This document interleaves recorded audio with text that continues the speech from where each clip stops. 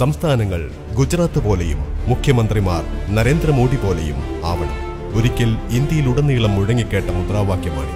എന്നാൽ അച്ഛാ ദിൻ പ്രതീക്ഷിച്ച് വോട്ട് ചെയ്ത ജനങ്ങൾക്ക് കിട്ടിയതാകട്ടെ ആസൂത്രണ കമ്മീഷൻ പിരിച്ചുവിട്ട് പഞ്ചവത്സര പദ്ധതികൾ തകർത്ത് ജനക്ഷേമ പദ്ധതികളെല്ലാം ഇല്ലാതാക്കി തൊഴിൽ നിയമങ്ങൾ പൊളിച്ചെഴുതി സാധാരണക്കാരന്റെ വികസന സ്വപ്നങ്ങൾ പാടെ തകർത്ത് മണ്ണും വെള്ളവും വായുവുമെല്ലാം കോർപ്പറേറ്റുകൾക്ക് തീരെഴുതി നൽകി 50 പൈസയ്ക്ക് ലഭിക്കേണ്ട മരുന്നുകൾ പോലും 5-10 മടങ്ങ് അധിക വിലയ്ക്ക് വാങ്ങേണ്ടി വന്നു. ട്രെയിൻ യാത്രാ നിരക്ക് കൂട്ടി.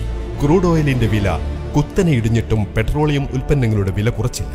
അവശ്യ സാധനങ്ങളുടെ വിലയും കുറയുന്നില്ല. മറുപക്ഷത്താകട്ടെ ഫാഷിസ്റ്റുകൾ അധികാരത്തിലെത്തിയതോടെ സോഷ്യലിസം ഇല്ലാതാകുന്നു. ഗാന്ധിഘാതകനായ ഗോഡ്സെയുടെ പ്രതിമ സ്ഥാപിക്കാനും ക്ഷേത്രം പണിയാനും തുടങ്ങി. ഗാന്ധി വധവുമായി ബന്ധപ്പെട്ടതടക്കം 1.5 ലക്ഷം ഫയലുകൾ പാർലമെന്റിൽ നശിപ്പിച്ചു. 800 വർഷങ്ങൾക്കു ശേഷം ഇന്ത്യക്ക് ഹിന്ദു ഭരണാധികാരിയെ ലഭിച്ചെന്ന് സിംഗാൾ പ്രസ്താവിച്ചു. ഞങ്ങളുടെ അന്തിമ ലക്ഷ്യം ഹിന്ദുരാഷ്ട്രമാണെന്ന് RSS ന്യൂനപക്ഷ വിഭാഗം മേധാവി വിരാട് പാട്സ്പോ പറയുകയുണ്ടായി. ഗോഡ്സെയും ഗാന്ധിയും മഹാന്മാരെന്ന് സാക്ഷി മഹാരാജ്. ഇനി ഗാന്ധി പ്രതിയും ഗോഡ്സെ വീരപുരുഷനുമാവും. മോഹൻ ഭഗവതിന്റെ ലൈവ് പരിപാടി. ഭരണഘടനയുടെ ആമുഖം മാറ്റണമെന്ന് പ്രസ്താവന. MP-മാരുടെയും മന്ത്രിമാരുടെയും വർഗീയ പ്രസ്താവനകൾ വിദ്യാഭ്യാസ ചരിത്ര മേഖലയെ കാവ്യവൽക്കരിക്കാനുള്ള ശ്രമങ്ങൾ. ഖർവാപസി.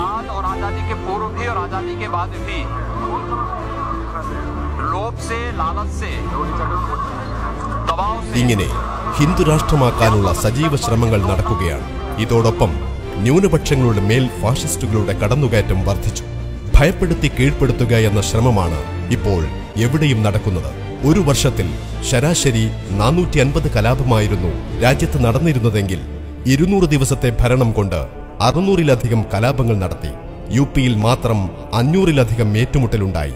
ക്രിസ്ത്യാനികളെയും വെറുതെ വിട്ടു.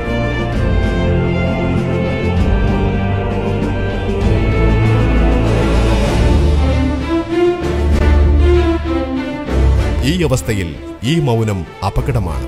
കീഴടങ്ങലോ ഒതുങ്ങിക്കൊടുക്കലോ അല്ല. ഗുജറാത്ത് കലാപം അറിയില്ലെന്നു പറയലല്ല, മറിച്ച് അപകടത്തിന്റെ മൗനം വെടിയുക, നിലനിൽപ്പിന്റെ ശബ്ദമുയർത്തുക. ഈ മൗനം അപകടം.